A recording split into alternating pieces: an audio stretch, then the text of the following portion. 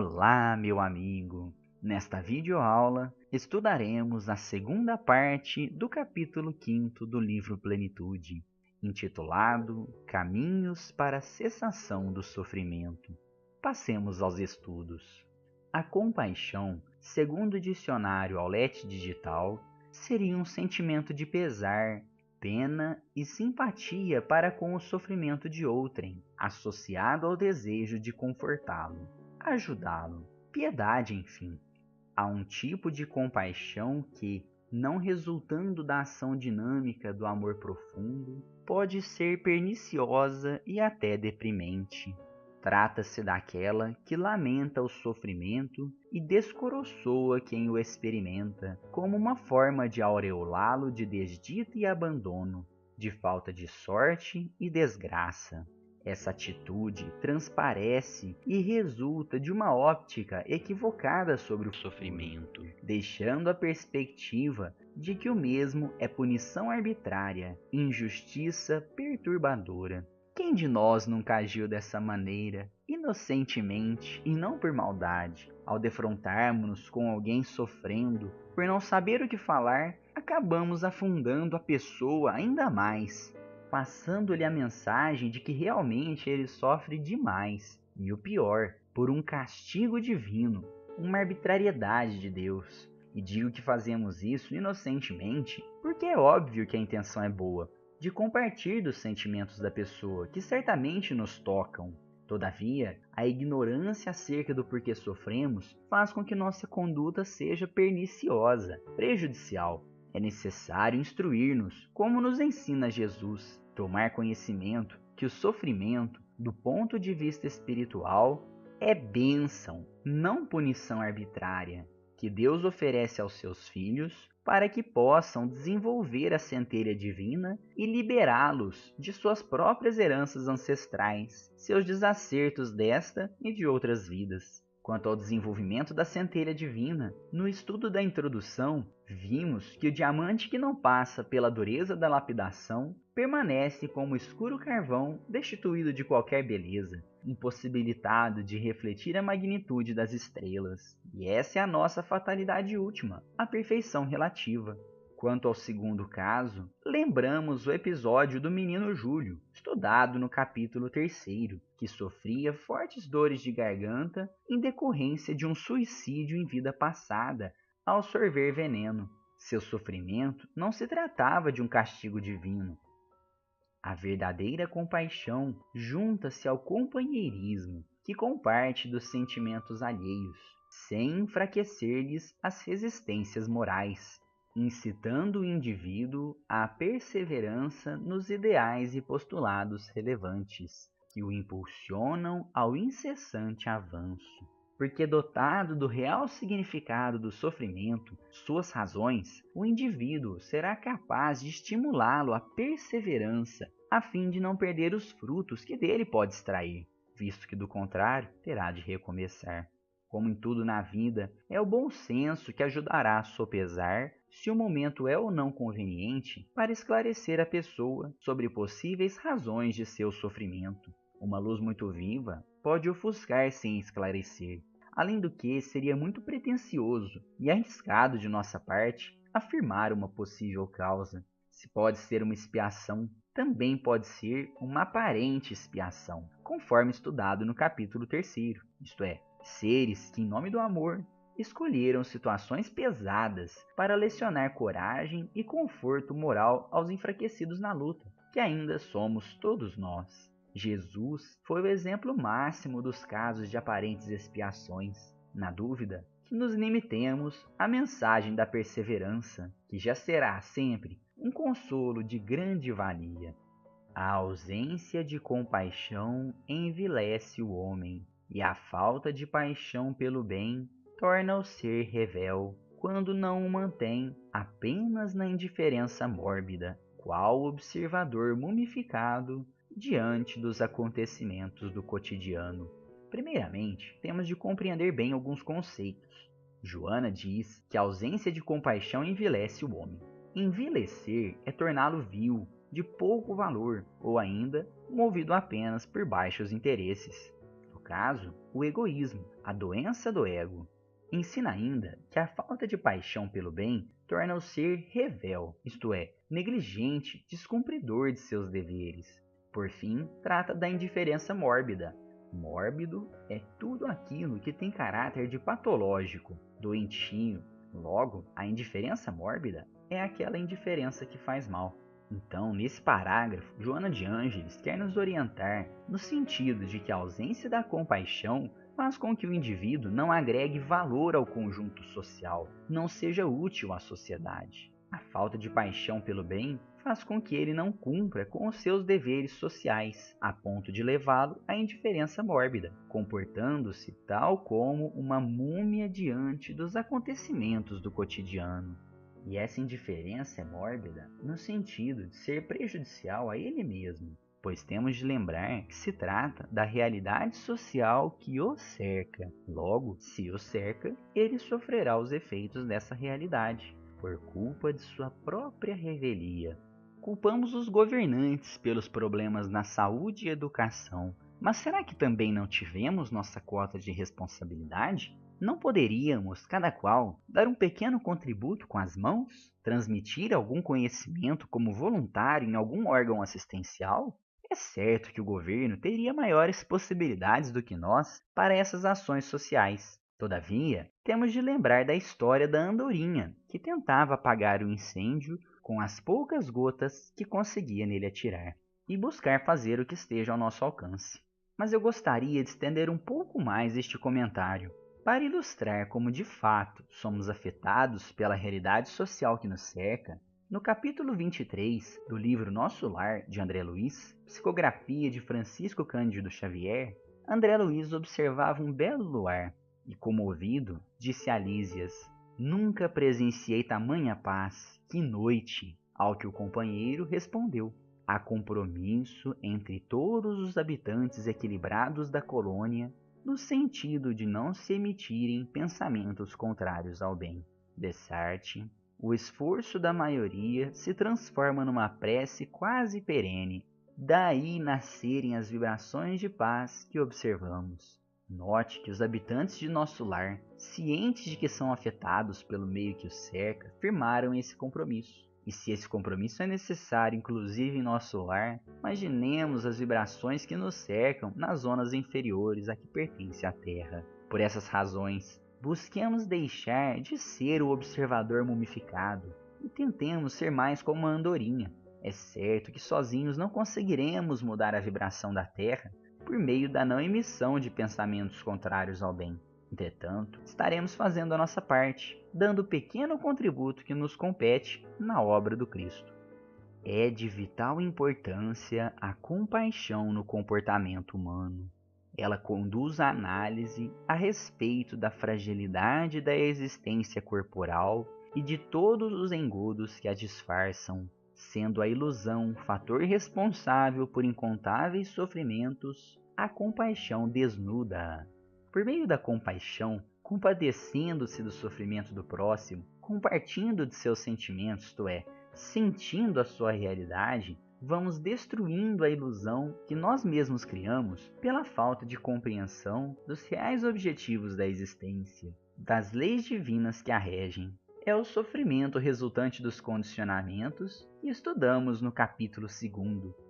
Porque se fantasia a existência terrena com quimeras e sonhos, a realidade, desfazendo essa imagem infantil, leva ao sofrimento todos aqueles que, imaturos, confiaram em demasia na transitoriedade das formas e da apresentação física, das promessas de afeto imorredouro e de fidelidade perpétua, de alegria sem tristeza e melodia sem crepúsculo no fim da jornada. Assim, a morte da ilusão fere aqueles que lhe confiaram a existência, entregando-se-lhe sem reserva, sem precaução. No item 8 do capítulo 2 do Evangelho segundo o Espiritismo, temos retratado o testemunho post-mortem de uma rainha de França. Relata ela que, rainha entre os homens, como rainha julguei que penetrasse no reino dos céus. Mas que desilusão! A realidade fatalmente se lhe apresentou. Percebeu que as honras terrenas em nada lhe ajudaram. Viu acima dela, mas muito acima, homens que julgava insignificantes por não terem sangue nobre, mas que mereceram aquele lugar pela humildade, caridade e benevolência para com todos. Havia se entregado sem reserva às ilusões, confiando-lhes a existência. A ilusão foi-lhe anestésico para o espírito, mas Joana de Ângeles faz uma ressalva. Certamente, algo de fantasia emoldura a vinda e dá-lhe estímulo. Existem aqueles que pretendem apoiar-se no realismo rude, que não passa, muitas vezes, de outra forma errônea de ilusão. Esse trecho é muito conveniente de ser analisado junto àquele que fala da ilusão das promessas de afeto imorredouro, de alegria sem tristeza e melodia sem crepúsculo no fim da jornada. As promessas de afeto imorredouro nos lembram o casamento. O casamento é um instrumento que favorece o progresso moral da humanidade, pois, por meio de uma convivência mais próxima do casal, permite que um atue como espelho do outro. Ocorre que nossas dificuldades só se manifestam quando em contato com outrem, permitindo-nos enxergar que ainda temos cólera, dificuldade de dialogar, de renunciar, enfim, de amar o próximo como a nós mesmos. Partindo da premissa de que nossas dificuldades se manifestarão, é óbvio que os conflitos serão uma consequência inevitável. Todavia, se é por meio dos conflitos que teremos a oportunidade de nos aprimorar, os supostos males, entre aspas, do casamento são em verdade um bem. Assim, de fato, aqueles que entendem o casamento tal como aparece nas novelas e filmes, como promessas de afeto imorredouro, de alegria sem tristeza, estão no caminho da ilusão. E eis que quando a ilusão se desfizer, feridos serão. Entretanto, temos de lembrar que há pouco vimos a fala de Joana no sentido de que o realismo rude muitas vezes não passa de outra forma de ilusão. É que o fato de o casamento ter esse lado mais áspero não exclui o outro lado, de que em muitas ocasiões a presença do cônjuge se apresenta como um verdadeiro bálsamo a aliviar o peso das provas de cada um de nós. Pode o esposo adoecer e, ao quebrado como uma criança, buscar a esposa que prontamente o atende como uma mãe. Pode a mulher ter um achaque emocional no trabalho e chegar ao lar ansiando pelo pai protetor, e o esposo a acolhe nessa posição como um pai o faria. Muitas vezes, o esposo carente vai em direção à esposa, procurando uma amiga confidente, e ela lhe corresponde. Doutra feita, é a esposa querendo ouvir um amigo conselheiro. Telefona para o esposo que, receptivo, a atende como um amigo. Por razões como essa, que Joana, nos 2 primeiros parágrafos do capítulo 6 do livro Amor Imbatível Amor, nos traz que uma das metas do casamento é o companheirismo, a assunção de compromissos de camaradagem em qualquer estágio da união que os vincula um ao outro. Daí o fato de o realismo rude também não passar de outra forma de ilusão, pois as bênçãos também são numerosas. Quem, na luta, apenas vê sofrimento, possui conduta patológica, necessitando de tratamento adequado. E para não fugirmos ao tema da videoaula, uma mensagem final sobre o casamento é a de que os fracassos que se apontam nas uniões conjugais, quase todos são defluentes da imaturidade psicológica dos nubentes, qual sucede em qualquer outro tipo de parceria. Assim, parafraseando Alberto Almeida, que nos esforcemos para, por meio do casamento, transformarmos-nos juntos em gemas preciosas e não em algemas perniciosas, pois ambas são possíveis, dependendo apenas de nós. Tornando ao binômio compaixão versus ilusão, a consciência da realidade resulta da observância dos acontecimentos diários, da transitoriedade do chamado mundo objetivo e de uma análise tranquila e lúcida a respeito do que é verdadeiro em relação ao que é aparente, do essencial ao secundário.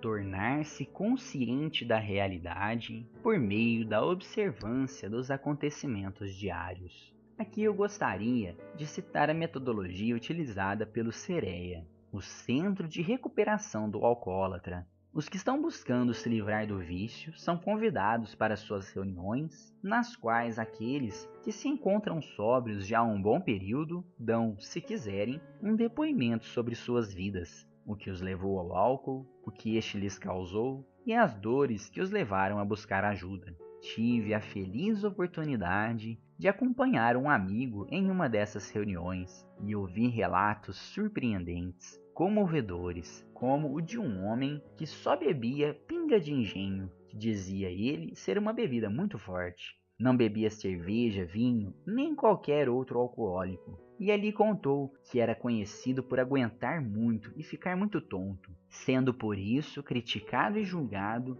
como se ele que houvesse escolhido esse caminho. Todavia, relatou que seu primeiro contato com a pinga de engenho foi aos 5 anos de idade, quando estava com dor de garganta e seu pai levou-o ao bar para dela se curar, abre aspas, como um homem de verdade deve se curar, por meio de, pasme, pinga de engenho com limão. Era um menor de 5 anos que não tinha como tomar decisões por si. Como julgá-lo como responsável pelo vício após ouvir esse relato? Inevitavelmente, a compaixão tomou conta de mim e de todos que estavam naquela reunião do Sereia ouvindo aquele testemunho. Observando os acontecimentos diários, como esse, portanto, é que tomamos conhecimento da verdadeira realidade, aquela que está por detrás de nossos pré-julgamentos. E conhecendo-a, torna-se possível uma análise mais acurada do que é verdadeiro e do que é aparente, do que é essencial e do que é secundário em nossas vidas. E isso nos permitirá fazer escolhas mais acertadas, ou ao menos com conhecimento de causa, isto é, com responsabilidade. É o que nos traz Joana de Ângeles, no capítulo 13 do livro Jesus e Atualidade. A responsabilidade resulta da consciência que discerne e compreende a razão da existência humana, sua finalidade e suas metas, trabalhando por assumir o papel que lhe está destinado pela vida. Graças a isso, isto é, a um melhor discernimento entre o que é essencial e o que é secundário, não se omite, não se precipita, estabelecendo um programa de ação tranquila, dentro do quadro de deveres que caracterizam o progresso individual e coletivo, visando a conquista da plenitude. A responsabilidade liberta o indivíduo de si mesmo, alçando-o aos planos superiores da vida, enquanto ele se movimenta, cultivando o morbo das paixões selvagens, desajusta os implementos emocionais, tornando-se vítima de si mesmo, facultando que se lhe instalem as doenças degenerativas e causticantes. Joana de Ângeles encerra o estudo do capítulo 5º ensinando que essa atitude, a compaixão, ao invés de produzir uma postura pessimista, cética, amargurada, resultante da morte da ilusão, alenta e engrandece, dando sentido e significado a todos os acontecimentos. Se ao longo do estudo desta videoaula aprendemos com a mentora que compaixão é sentir a realidade do outro, compartilhe seus sentimentos, mas lembrando as razões do sofrimento, lembrando que o objetivo é evoluir, isso nos alenta, nos encoraja, pois dá sentido a todo sofrimento que vem a nós ou a outrem. Tão grande é a sua importância que o Evangelho afirma que a piedade é a virtude que mais vos aproxima dos anjos, é a irmã da caridade que vos conduz a Deus. Com esse slide, encerramos a segunda parte do capítulo 5º, esperando que o estudo de hoje lhe tenha oportunizado reflexões produtivas. E deixamos aqui o convite de sempre, para que você leia a obra oportunamente, a fim de colher os ensinamentos diretamente da fonte. Até breve.